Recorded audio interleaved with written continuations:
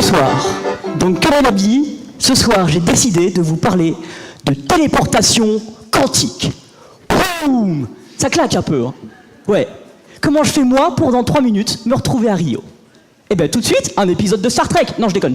Calmez-vous. Alors, la téléportation quantique repose sur le phénomène d'intrication quantique. Problème, ce sont déjà 2 mots beaucoup trop compliqués. Du coup, j'ai ramené des Legos. Voici une particule que je vais séparer en 2. Mais elles vont... Jusqu'ici, tout va bien. Mais elles vont garder des propriétés communes. Par exemple, si l'une change de sens de rotation, l'autre va également changer de sens de rotation.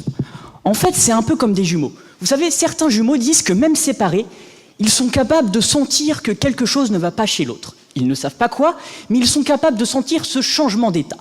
Eh bien, l'intrication quantique, ce sont des jumeaux. Maintenant, la téléportation quantique de cette 3e particule. Premièrement, nous allons venir la percuter violemment contre notre première particule comme ceci.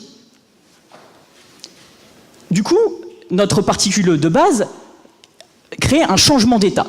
Il y a 2 couleurs, il y a eu un changement d'état, on est d'accord. Notre particule intriquée, à la première rouge, va donc vouloir, à son tour, faire ce changement d'état.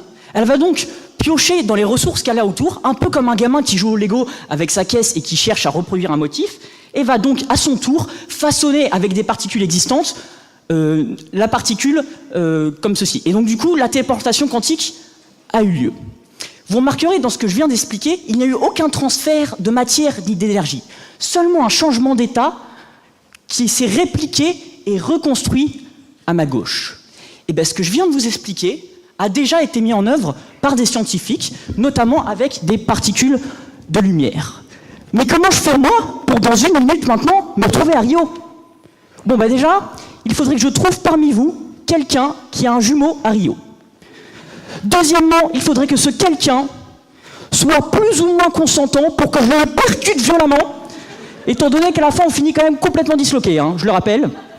Et troisièmement, que la personne à Rio, le jumeau à Rio, ait à proximité de lui tout ce qu'il lui faut pour reconstruire toutes mes cellules petit à petit. Et pour faire ça, la seule solution que j'ai trouvée, c'est demander à ma mère d'aller à Rio, d'accoucher d'un type complètement identique à moi, donc il faut bien quand même qu'elle se rappelle comment elle a fait la première fois, et que, dans un temps instantané, je vieillisse de 24 ans, tout ça pour pouvoir bronzer mon corps musclé sur une plage de Copacabana. Alors ma mère est très forte, hein. Là n'est pas la question. Mais quand c'est moi qui vous parle de corps musclé et bronzé, bon, bah vous constaterez que la téléportation humaine, c'est pas pour tout de suite.